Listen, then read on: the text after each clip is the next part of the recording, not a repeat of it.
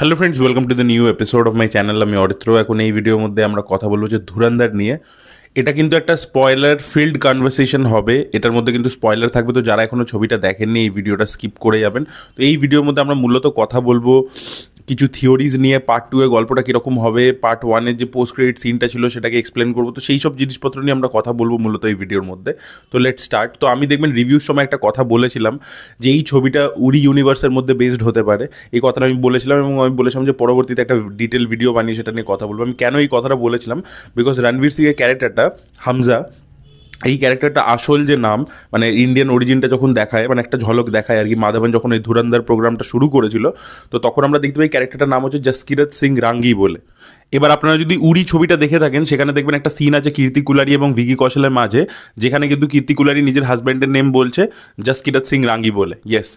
তো এবার might be হয়তো আদিত্য ধার এরকম একটা প্ল্যান করছে যে রণবীর সিংয়ের এই যে ক্যারেক্টারটা সেটা উড়ি ইউনিভার্সের ক্যারেক্টার, এবং মাইট বি হয়তো ফিউচারে ভিকি কৌশল রণবীর সিংকে আমরা এক ছবিতে দেখতে পেলাম। এটা একটা পসিবিলিটি হতে পারে, বাট এখানে একটা কনফ্লিক্টও রয়েছে। সেটা হচ্ছে ওখানে পরেশ রাওয়ালের যে চরিত্রটা উড়ি ছবিতে সেটা অজিত দোভালের ওপর বেস্ট ছিল, এখানে আর মাধবনের চরিত্রটা অজিত দোভালের ওপর বেস্ট, বাট নাম দেখায়নি। তো সেটা ক্রস ওভার একটা করতেও পারে, বাট তাদের লুক অনেকটা সেম টাইপের।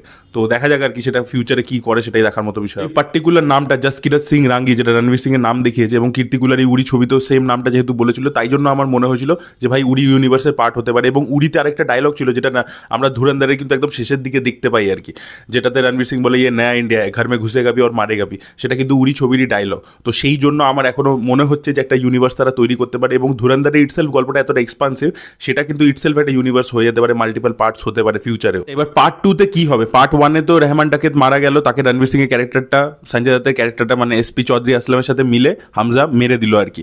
এর পরবর্তীতে কি হবে? তো এরপরে ওর যে ভাই আছে উজের বালোচ, অ্যাকচুয়ালি রেহমান ডাকেত মরে যাওয়ার পরে উজের বালোচ আর কি ওই যে পার্টিটা তৈরি করলো না, একটা পলিটিক্যাল পার্টি অক্ষয় খান্না তৈরি করলো এই ছবির মধ্যে আমরা দেখতে পাই, সেটা টেক ওভার করেছিল উজের বালোচ।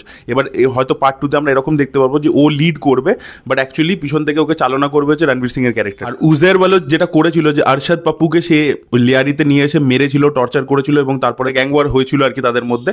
তো সেটাও কিন্তু আমরা দেখতে পাবো যে এর পরবর্তীতে আমরা যেহেতু পার্ট 2 এর যে স্নিপেটটা দেখতে পাই, এবং ট্রেলার টিজারে দেখবেন যে শর্টসগুলো দেখিয়েছে অ্যাকশনের যে শর্টসগুলো, সেগুলো প্রাইমারিলি পার্ট 2-তেই থাকতে চলেছে, এটা আমরা রিভিউ সময় বলছিলাম। তো সেখানে হয়তো আরশাদ পাপ্পুর যে গ্যাং সেটাকে কিন্তু ওয়াইপ আউট করে দেবে এই যে গ্যাংটা রয়েছে, যেখানে উজের বালোচ এখন লিড নেবে এবং রণবীর সিং পিছন থেকে চালনা করবে। মাইট বি এটাও হতে পারে যে রণবীর সিংই লিড নেবে আর কি। অ্যাকচুয়ালিতে যেটা হয়েছিল উজের বালোচ তারপরে ওই যে গ্রুপটা মানে লিড নিয়ে নেয়, তারপরে যখন নানা রকমের অ্যাক্টিভিটি ইত্যাদি করতে থাকে, তারপরে কিন্তু সে ফাইনালি পালিয়ে গেছিলো পাকিস্তান ছেড়ে, এবং পরবর্তীকালে তাকে ধরা হয় এবং সে 2020 থেকে কিন্তু জেলে রয়েছে। এটা অ্যাকচুয়াল ঘটনা, বাট ধুরন্ধরে আর কি অ্যাকচুয়াল মানে ইনসিডেন্ট মানে রিয়েল ইনসিডেন্ট থেকে ইন্সপিরেশন নিয়ে একটা ফিকশনাল গল্প বলা হচ্ছে। তো সেখানে কিন্তু আদিত্য ধার নিজের মতো চেঞ্জেসও করতে পারে। বাট এসপি চৌধুরী আসলামের ক্যারেক্টারটা কি হবে? তো দেখুন, এসপি চৌধুরী আসলাম কিন্তু 2014 সালে মারা গেছিলো, এবং বলা হয় যে RNAW কিন্তু তার পিছনে ছিল, ঠিক আছে? তো সেই জিনিসটা কিন্তু সামনে এসেছিল, একটা ভিডিও সামনে এসেছিল, অ্যাকচুয়ালি একজন ইন্ডিয়ান স্পাইকে ধরেছিল, সেইটা বলেছিল যে এসপি চৌধুরী আসলামের মৃত্যুর পিছনে RNAWর হাত আছে। তো এবার দেখুন, এই যে গ্যাং ওয়ার যখনই একবার বেড়ে যাবে এই লিয়ারি টাউনের মধ্যে, তখন কিন্তু এসপি চৌধুরী আসলাম এক হচ্ছে বালোচদেরকে একেবারে পছন্দ করে না। তো ও কিন্তু এই গ্যাং মানে রণবীর সিং এর সাথে এখন দেখাচ্ছে যে টিম আপ করেছে, বাট পরবর্তীকালে কিন্তু দুজনের মধ্যে ঝামেলা হবে, এবং মাইট বি হয়তো রণবীর সিং সঞ্জয় দত্তকেও মেরে দেবে আর কি, যেটা 2014 সালে অ্যাকচুয়াল ঘটনা। এবং আমি কালকে রিভিউর মধ্যে বলছিলাম যে 2012 এবং 13 সালে এই দুটো বছরে কিন্তু দুটো মানে পুলিশ ক্র্যাকডাউন হয়েছিল আর কি লিয়ারির মধ্যে। যেখানে তো 2012 সালে যেটা হয়েছিল, রেহমান ডাকেতের যে ছোট ভাই তার গ্যাংটা যেহেতু প্রচণ্ড মানে উল্টো পাল্টা অ্যাক্টিভিটি করছিল, প্রচণ্ড ভাইলেন্স বেড়ে গেছিলো, গ্যাং ওয়ার্স বেড়ে গেছিলো, তাই জন্য পুলিশ অ্যাটাক করেছিল এবং প্রচুর লোককে ধরেছিল আর কি, অ্যারেস্ট করেছিল। তো সেটা 2012 সালে একবার হয়েছিল, 2013-তেও একবার ওই ঘটনাটা হয়েছিল। তো ওই যে পুলিশ ক্র্যাকডাউনগুলো আমরা যেহেতু দেখতে পাচ্ছি, মানে আমরা স্নিপেটে দেখতে পেয়েছি যে প্রচুর গ্যাং ওয়ার, প্রচুর ভাইলেন্স ইত্যাদি বেড়ে যাবে। তো সেখানে কিন্তু পুলিশ কিন্তু একটা পয়েন্টের পরবর্তীতে ইন্টারভেন করবে, এবং গভর্নমেন্টও সেখানে প্রেশার দিয়েছিল যে ওখানে এবার পুরো গ্যাংসদেরকে মারো, ওদেরকে অ্যারেস্ট করো। তো সেটাও কিন্তু আমরা পার্ট 2-তে দেখতে পাবো আর কি। এবার ব্যাপার হচ্ছে কি, রণবীর সিং এর কিন্তু টার্গেট লিস্টে আছে যে 26/11-র পিছনে যারা যারা ইনভলভ ছিল তাদেরকে সে মারতে যায়, সে একটা লিস্ট তৈরি করেছে, পুরো কিলবিলের মতো, কিলবিলের ব্রাইডের যেরকম একটা লিস্ট ছিল সেরকম একটা লিস্ট তৈরি করছে, এবং একজন একজন করে মারছে এবং তাদের নাম কাটছে। ফার্স্ট পার্টে খালি সে রেহমান ডাকেতকে মেরেছে, এখনো প্রচুর লোক কিন্তু ইনভলভ আছে এটার মধ্যে। তার মধ্যে মেজর ইকবাল, যাকে হয়তো পার্ট 2-তে মারবে, যেটা হচ্ছে অর্জুন রামপালের ক্যারেক্টারটা, তো তাকে কিন্তু আমার মনে হয় পার্ট 2-তে গিয়ে মারবে রণবীর সিং এর। রণবীর সিং এর যে ডায়েরিটা রয়েছে সেই ডায়েরির মধ্যে কিন্তু যে নামগুলো রয়েছে, যার মধ্যে মেজর ইকবাল, তারপরে যে ফিন্যান্সারটা ছিল সেই যে দুই ভাই, তাদের প্রত্যেকের নাম লেখা আছে, সাজিদ মিরের নামও রয়েছে। আর সাজিদ মিরকে কিন্তু আমরা ফ্যান্টাম ছবিতেও দেখতে পেয়েছিলাম, সাজিদ মির ইত্যাদি। তো মানে তাদেরকে মারার ব্যাপারটা যেটা ছিল, এবং ফ্যান্টাম আপনাদেরকে বলেছিলাম যে একটা বইয়ের ওপর বেস, মুম্বাই অ্যাভেঞ্জার্স বলে। যাই হোক, তো ওই লিস্টে কিন্তু আরও একটা নাম আছে বড়ে সাহাব বলে, যেটা কিন্তু রণবীর সিং কোয়েশ্চেন মার্ক দিয়ে রেখেছে। এই বড়ে সাহাবের মেনশন কিন্তু এই ছবির মধ্যে হয়েছে, কিন্তু এই বড়ে সাহেব লোকটা কে এক্স্যাক্টলি সেটা কিন্তু আমরা জানি না। তো বড়ে সাহেব বলতে কি আরিফ সাঈদের কথা বলা হচ্ছে, গড নোজ। এবং আপনারা যদি দেখেন সঞ্জয় দত্ত ক্যারেক্টারটাও কিন্তু বড়ে সাহেবের জন্য কাজ করে। তো মাইট বি এটা হতে পারে যে ও যখন পুলিশ থেকে সাসপেন্ডেড ছিল, যেহেতু বড়ে সাহেবের জন্য কাজ করতো, এবং ও হয়তো বড়ে সাহেবকে প্রোটেক্ট করবার চেষ্টা করবে, এসপি চৌধুরী আসলাম বা বড়ে সাহেব ওকে ইউজ করবে আর কি।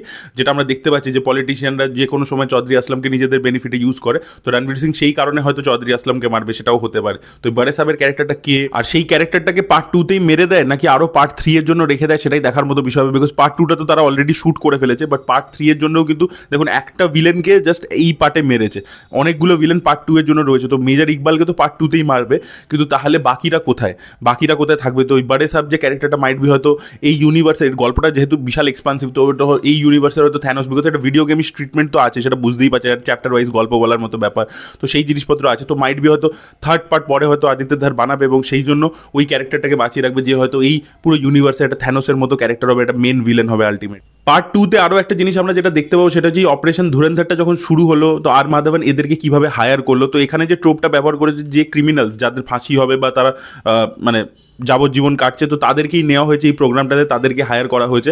এই ট্রোপটা আমরা বহু সিনেমাতে দেখেছি। ইভেন আমরা যদি সুভাষ গায়ের কর্মা বলে ছবিটা দেখি, সেখানে 3 জন ফাঁসির আসামি, তাদেরকে হায়ার করছে এবং তাদেরকে বলছে যে একজন টেররিস্টের বিরুদ্ধে লড়ো, অনুপম খেরের বিরুদ্ধে। তো সেরকম টাইপেরই ট্রোপ আমরা এখানে দেখতে পাচ্ছি। এবং সেখান থেকে রণবীর সিং এর এই যে ক্যারেক্টারটা জাসকিরত সিং রাঙ্গি, তার যে ফ্ল্যাশব্যাকটা আর কি আমরা দেখতে পাবো আর কি, তার অরিজিন স্টোরিটা। তো বেসিক্যালি সেখানে খালিস্তানি মুভমেন্টের এক্সপ্লোরেশন হবে, এবং হয়তো খালিস্তানি মুভমেন্টে জড়িয়ে পড়েছিল, একটা কলেজ স্টুডেন্ট ছিল তখন হয়তো জড়িয়ে পড়েছিল। বিকজ আপনারা জানেন যে খালিস্তানি মুভমেন্ট যখন হয়েছিল, এবং সেখানে প্রচুর মানে পাঞ্জাবের যে টেররিজম 80s এবং 90s সেখানে প্রচুর ইউথ ইনভলভ হয়ে গেছিলো, প্রচুর লোক মারা গেছিলো, এবং সেখানে হয়তো এর ফ্যামিলি মারা গেছিলো, এবং এ একটা মানে টেররিস্ট নিজে হয়ে গেছিলো, এবং প্রচুর লোককে খুন ইত্যাদি করছে। বিকজ আমরা একটা জায়গায় দেখতে পাচ্ছি ও হাতে অ্যাক্স নিয়ে লোকেদেরকে মারছে, গুলি চালাচ্ছে। তো এরকম হয়তো রণবীর সিং পুরোপুরি একজন ক্রিমিনাল হয়ে গেছিল ওই সিচুয়েশনটায় পড়ে। তো মাইট বি হয়তো আর মাধবনের ক্যারেক্টারটা বোঝাবে যে খালিস্তানি মুভমেন্ট হয়েছে, তার পিছনে কিন্তু পাকিস্তানের মদত আছে, পাকিস্তান ইচ্ছে করে খালিস্তান আলাদা দেশ করে দাও, এইসব জিনিসপত্র তাদেরকে বুঝিয়েছিল, ফান্ডিং করেছিল।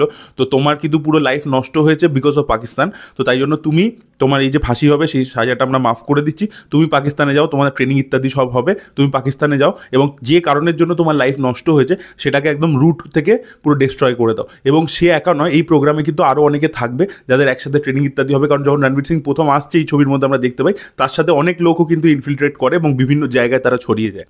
দেখুন গল্পটা যা রয়েছে সেটা তো পার্ট 2তেও শেষ হবে না, মানে পার্ট 3 পার্ট 4 এরকম জায়গাতেও যেতে পারে। বাট তার জন্য সব থেকে প্রয়োজন হচ্ছে, দেখুন পার্ট 2তে ওরা অলরেডি শ্যুট করে ফেলেছে, বাট পার্ট 2টাও বড় সড়ো সাকসেস দরকার, তবেই কিন্তু এটা একটা পুরো ইউনিভার্স আদিত্য ধার বানাতে পারবে, যেখানে রিয়েল ইনসিডেন্ট, রিয়েল ক্যারেক্টার্সদেরকে নিয়ে একটা ফিকশনাল গল্প বলা, যেখানে আমরা অ্যাকশনও দেখতে পাচ্ছি, পলিটিক্যাল জিনিসপত্র দেখতে পাচ্ছি, পুরো যে নেক্সাসটা। ইভেন আমি যে রেহমান ডাকাতের ক্যারেক্টারটা, যে পার্টিটা তৈরি করলো, সেই পার্টিটা জল অব্দি বিক্রি করতে, জানেন ওরা জলের মাফিয়াও হয়ে গেছিল, ঠিক আছে, মানে কারাচিতে জলের যেহেতু মানে ক্রাইসিস রয়েছে, তো সেইগুলোও বিক্রি করতো ওরা, এবং সেটার একটা হিন্টও কিন্তু পার্ট 1-এ ছেড়ে গেছে। দেখবেন একটা ও জলের পাইপলাইন ওপেন করছে, সেরকম দেখিয়েছে।